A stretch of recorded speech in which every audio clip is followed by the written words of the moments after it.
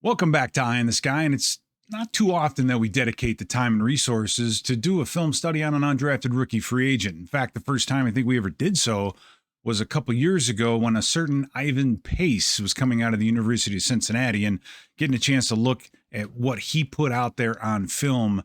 We absolutely had to do one once we found out that he became a Viking. Now, since then, we've seen what he's been able to do in this Brian Flores-led defense, and he's become an integral part of that side of the football and really what this Vikings franchise is trying to do. There's another, and that's tight end Ben Yurosek out of the University of Georgia. Now, most of us haven't heard much or haven't even heard of Ben Yurosek, and not much of a surprise. However, when you take a look at a number of factors, I really think that it points to him not only just making this team, but also becoming a pretty big part of this offense. The opportunity is there. Right, even he or Gavin Bartholomew, one of those two will be the number 3 tight end. Because don't forget, we have TJ Hockenson and Josh Oliver. Those guys are going to get a majority of the snaps. But we lost Johnny Mundt. He went down to Jacksonville. Good luck with that. And then we also lost Nick Muse, who went out to Philadelphia. Good luck with that. So there's a lot of empty chairs in that room. And one of those two, by default, is going to be the number 3 tight end.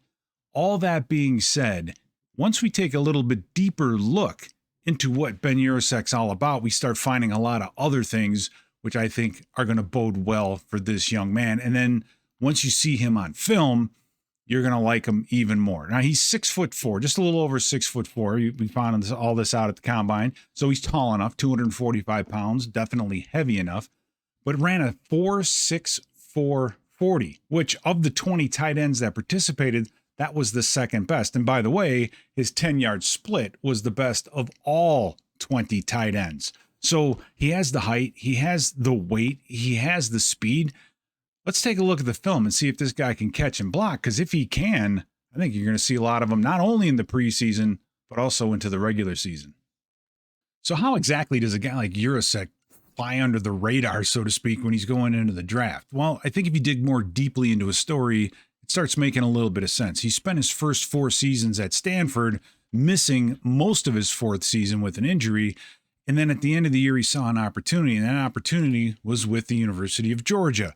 The Bulldogs had just lost Brock Bowers. So there was a guy, big receiver, big part of the offense. Yurosek takes his talents down there and says, all right, I'm going to replace this guy. But the offense just changed. And in my opinion, Yurosek is just very underutilized. And I can say that because of what we see on film in this first play. Just gives you an idea of the talent that Yurosek has and what they're able to do with him. You'll see him here flexed out in the slot. And this is just your basic, we run a lot of whip screens and we're just going to okie dokie you. But as Yurosek gets off this football, you see him, he does a great job right here of just kind of staggering his feet. And he's trying to get this corner or this linebacker to freeze. Now, luckily, both of them just stop, and neither one of them decides to cover the guy that is the potential blocker, and then he gets upfield, and you'll watch he keeps widening his body to the sideline away from that free safety. And in all this film, you're seeing a really good receiver who makes the most of every single one of his opportunities.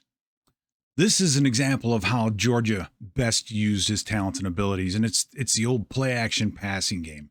Right here, you'll see Yurosek right on the bottom. He's the on-the-ball tight end in this case, and you're getting your basic one-on-one. We're going to fake a handoff to the running back, and as soon as that ball is pulled back, what are you going to see? I mean, this is classic. You see what? All these linebackers right here are doing what? They're stepping up to defend the run.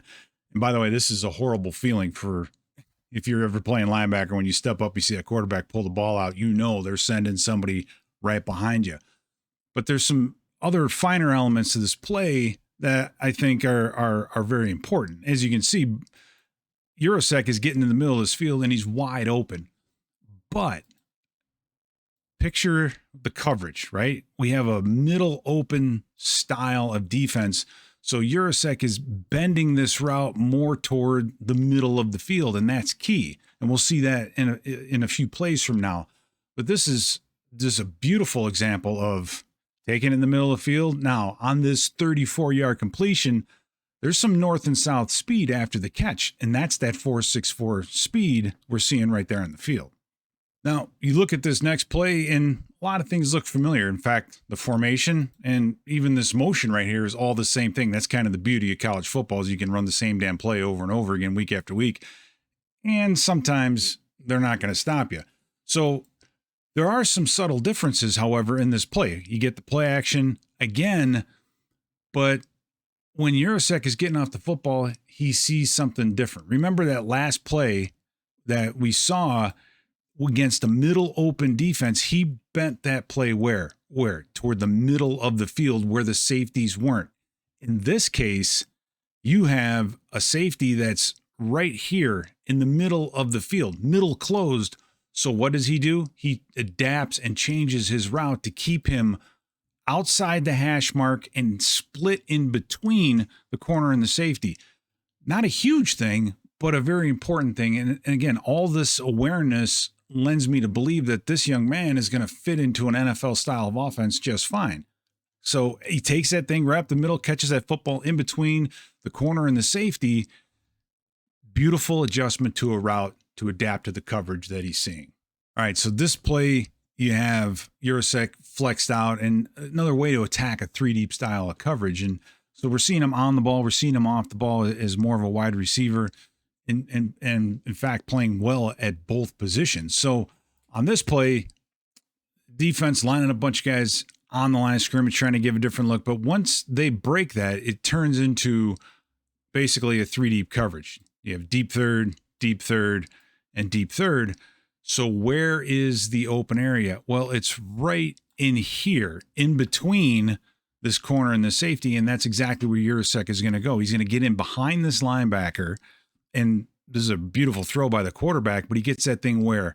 Right to the back shoulder. And understand, he's going up and catching this football with 3 defenders. Boom, 1, 2, and 3, all getting ready to knock him out. So he's not afraid to catch the ball. Nice back shoulder catch, but not afraid to catch the ball in traffic and come down with it, which he does on this play. So another fantastic reception by Yurosek. Right here we have another example of a play action situation. Yurosek on the line of scrimmage up top. And again, just get the motion, fake to the running back, quarterback pulls the football up. And again, Yurosek finding that seam. So being able to find those open pockets in zone coverage, so important to have a feel for it. And we're seeing Yurosek do this play after play. This is, again, why I think he was underutilized in this system. But he's getting in behind the linebacker and underneath this free safety, back shoulder catch, and able to run with it afterwards. So another example of him being pretty deadly as a play action pass receiver. So the boot is also another way that the Georgia offense used his talents, and you're seeing Yurosek here. And the interesting part is, notice his alignment. He's on the line of scrimmage. And a lot of times when you run this, what they call submarine boot, the tight end is going to be off the ball. Why? Because watch his angle. As soon as this ball is snapped, he's going to have to take a step back and get behind this entire line of scrimmage right here and work his way across and then ultimately into the flat. So in this case, he's like a pulling guard, able to get some ground with the footwork and then work his way across that offensive line and get into the outside. Look at that, bends it in, nice catch, wide open, turn, and there's some of that 4.6 speed, almost gets himself into the end zone. So bootlegs are something that this Vikings offense likes to do, and normally you try to help the guy out by having him off the ball. Well, Yurosek can do it even on the ball. Another aspect of his game that I really think is going to bode well for him at the professional level is his ability to get separation after contact. Now, in this case, you're seeing Yurosek out here in the slot, and he's really going to be covered by this linebacker or safety just off the football. But watch what happens after the snap.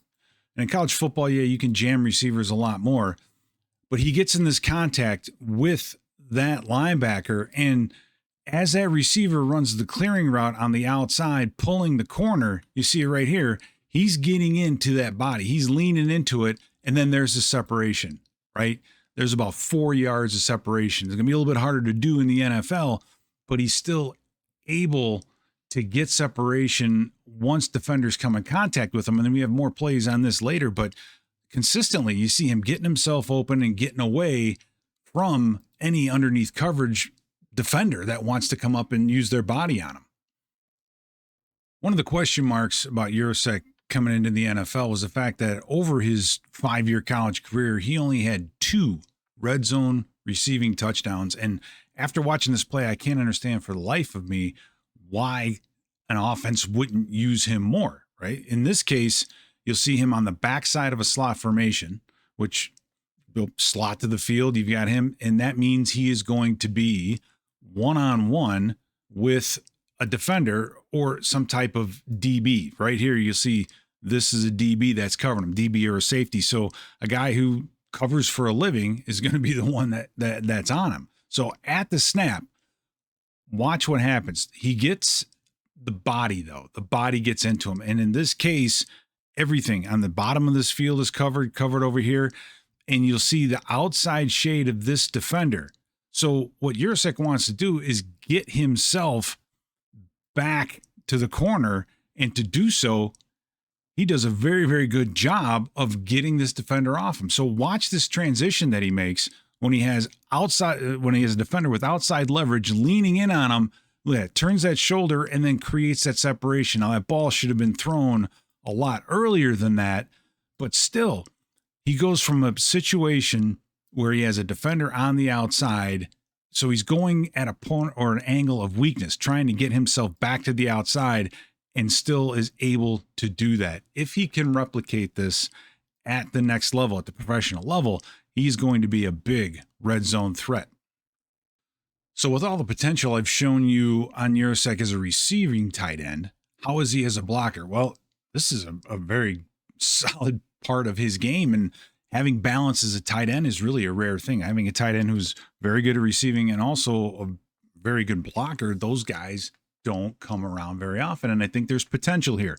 So in this case, watch Yurosek on the outside, and this is just a base block against an outside linebacker, and there's a lot to like, okay? So on the snap of this football, he gets himself into that outside linebacker, but look at that arm extension, right? He gets his body, head, using face, hat, and hands to get into that outside linebacker, and you can see the arm of the outside linebacker. He's trying to brace himself up, but then Yurosek says, no, I'm going to keep twisting you, and he gets that left arm, that long left arm in there, and he's actually bending him down and torquing him past the play. And that's really the key here, is he's brought that outside block all the way down to there, which gives the running back a lot more leverage on the outside. So he's capable of moving outside linebackers at the point and sustaining blocks. You don't see the guy that he's blocking come off and make hits on the running back very often. All right, so that's a base block. How about on the double team? And this is a great example of his acumen as a double team blocker. He does all these things so very well. That's why I'm so excited for him going into the season. But you're going to watch he and this offensive tackle double team on the outside linebacker. Boom. They both get in there. And the key here is they're not allowing the defender to hold the point. You can see this pile where contact is originally made is somewhere right here at about the 50-yard line. But once those two get on them, there they go. They're pushing that pile back, and Yurosek staying on it. And by the time that back goes down, he took that outside linebacker at least 5 yards back. So moving the legs, tenacity, staying on the block, taking a guy down the middle, he does all of those things. So we've seen him on the end of the line of scrimmage do some good blocking. How about out of the backfield? And in this case, you'll see Yurosek over here on the right side. He's off the ball, doesn't have a large split. His foot's kind of behind the tackle. That should be a sign for the defenders on the backside of this play. And this is really just a basic kind of a draw bend type play. You get the motion on the inside, and once this ball is snapped, it's pretty simple the way they're blocking this. It's just this offensive line is all going down, but the key is back here, and that's Yurosek coming out here and having to get a seal block and kicking out this defensive end. So we've seen him block outside linebackers, defensive end. This is him walling a defensive lineman out in a four-man type of front. So this is a bigger body type guy. And you're seeing him inside out, making sure that this defensive end doesn't cross his face and come underneath, but the collision there, walling him off, and then keeping him off. The running back gets contacted, but you're not seeing this defensive end get off this block and then get to the football. So he can block linebackers, he can block outside linebackers, and then defensive ends as well. All right, so here's another great example of Yurosek coming out of the backfield. In this case, he's off to the right. He's going to get himself in motion. And this is actually a really interesting play because once this football snap, it's a power, but it's kind of like an influence power. And what do I mean by that? Well, power means you're getting a double team at the point, and then you're going to have a puller. So these two are double teaming here. This guard is going to pull himself around, but watch this offensive tackle. He takes a step in at this defensive end and then works his way out to seal. So they're trying to set this defensive lineman up. So it's a neat, interesting twist on a run that we've seen for decades. So you get the double team, guards blocking down, tackle influences, this guard pulls, but watch Yurosek. He's in the backfield running what ends up being really a counter OY. So he's starting here from the outside, and he's got to bend his way all the way in, and he's going to have to take on, this time, an inside linebacker where it's more downhill right there. Look at that collision. Putting his face on the defender. Taking a guy down the middle hurts if you're an offensive player, and in this case, he takes that linebacker right down the middle. He's 6'4". His pads are lower than this linebacker, and the low man in football always wins, drives him off the ball, stays with him all the way to the whistle. Again, another impressive snap as Yurosek as a blocker. And blocking's a matter of desire. And he has the talent and ability and the strength, but he also works hard at it. And I think he can be a really good blocking tight end in the NFL. Now, on this final play, you're going to see Yurosek work on a double team, so to speak. And this is something that we'll see a lot out of the Vikings offense. You have two tight ends right here, kind of together. They can do a lot of different things out of it. But in this case, you're going to get a double team right here on 44 to try to pin him in. And then Yurosek, once that block is done, he's going to try to bend it in and take on this linebacker here. But the key is this. Once the ball is snapped, you'll see the two tight ends working on 44 here, the outside linebacker, but it's the vision. Yurosek is not burying his head. We saw him earlier take a linebacker right down the middle, right? Put his face right on the pads on a linebacker.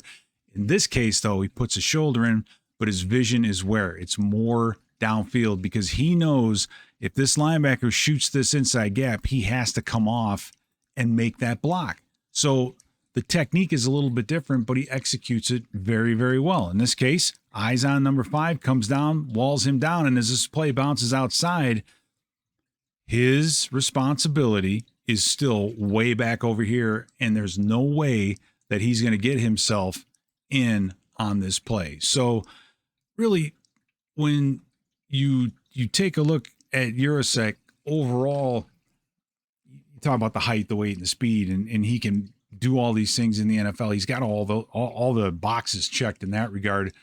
But coming out of Georgia, an SEC school, you don't expect guys to fly under the radar. I just really believe he took his talents down there and they were just underutilized at the University of Georgia. My hopes are high. If this kid comes in, stays healthy, and really works, not only do I think he's going to make this team, but I think in the preseason, he's going to show up quite a bit. And that's why I'm saying he might be one of the MVPs of the preseason. But going into the regular season, you're going to see, I think, a lot more of Ben Yurosek than you would expect from an undrafted rookie free agent.